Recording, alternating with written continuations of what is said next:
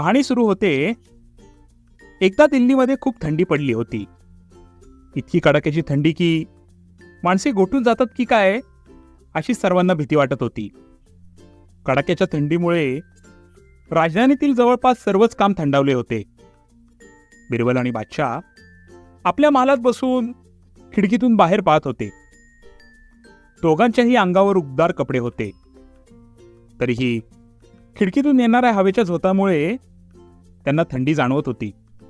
बाहेर रस्त्याकडे पाहताना असाच एक थंड हवेचा झोत आला आणि त्या थंडीने बादशाह शहारला.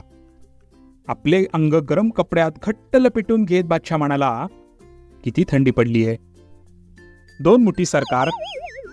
क्षणाचाही विलंब न करता बिरबलाने थंडीचे मोजमाप केले. फक्त 2 मुठी थंडी? आश्चर्याने विचारी बादशाह म्हणाला, कशी काय मोजलीस तू थंडी? अशा कडाक्याच्या थंडीत रस्त्यावरून जाणाऱ्या एका खेडवर माणसाकडे बादशाहचे लक्ष वेधीत बिरबल म्हणाला, महाराज बघा, तो माणूस आपल्या दोन्ही हाताच्या मुठीत थंडी भरून घेत निघालेला आहे. बादशाहने बघितले. तो माणूस थंडीने काकडला होता.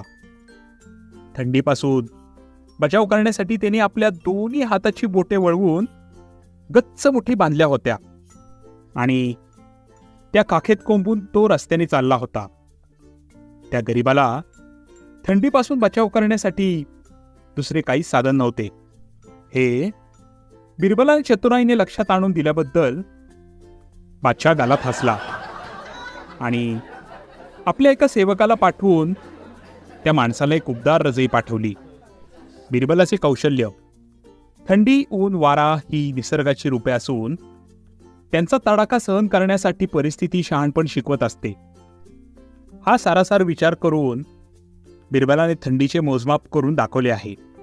तर मित्रांनो, कशी वाटली ही अकबर बिरबलाची छोटी कहाणी? आता भेटूया पुढच्या गोष्टीमध्ये.